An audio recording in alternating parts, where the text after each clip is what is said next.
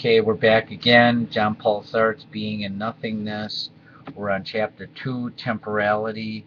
Um, this is the third video. This is actually the chapter B, the present. In contrast to the past, which is in itself, the present is for itself. What is its being? There's a peculiar paradox in the present. On the one hand, we willingly define it as being what is present is, in contrast to the future, which is not yet, and to the past, which is no longer. But on the other hand, a rigorous analysis which would attempt to rid the present of all which is not it, i.e., of the past and of the immediate future, would find that nothing remained but an infinitesimal instant. Husserl remarks in his essays on the inner consciousness of time, the ideal limit of a division pushed to infinity is a nothingness. Thus, each time that we approach the study of human reality from a point of view, we discover that indissoluble dyad, being and nothingness. What is the fundamental meaning of the present? It is clear that what exists in the present is distinguished from all other existence by the characteristics of presence. At roll call, the soldier or pupil replies present, in the sense of present is opposed to absent as well as to past. Thus, the meaning of present is present to. It is appropriate then to ask ourselves to what the present is presence, and who or what is present. That will doubtless enable us to elucidate subsequently the very being of the present. My present is to be present. Present to what?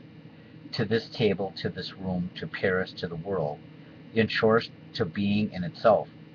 But can we say conversely that being in itself is present to me and to the being in itself, which, if it is not, if that were so, the present would be a reciprocal relation of presences. But it is easy to see that it is nothing of the sort. Present, too, is an eternal relation between the being which is present and the beings to which it is present. In any case, it cannot be a matter of simple external relation of contiguity. Present to indicates existence outside oneself, near to. Anything which can be present to must be such in its being that there is in it a relation of being with other beings. I can be present to this chair only if I am united to it in an ontological relation of synthesis. Only if I am there in the being of the chair as not being the chair. A being which is present too cannot be at rest in itself. The in itself cannot be present any more than it can be past. It simply is.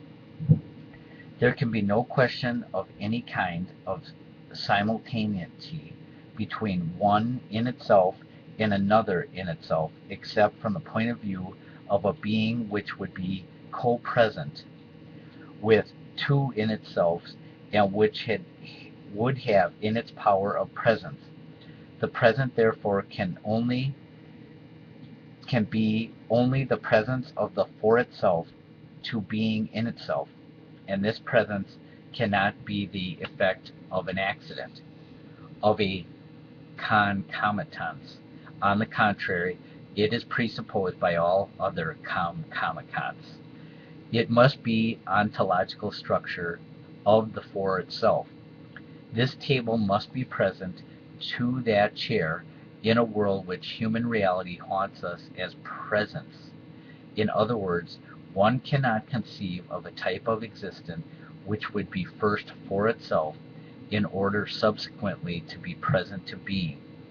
But the for itself makes itself presence to being by making itself be for itself, and it ceases to be presence by ceasing to be for itself. The for itself is defined as presence to being.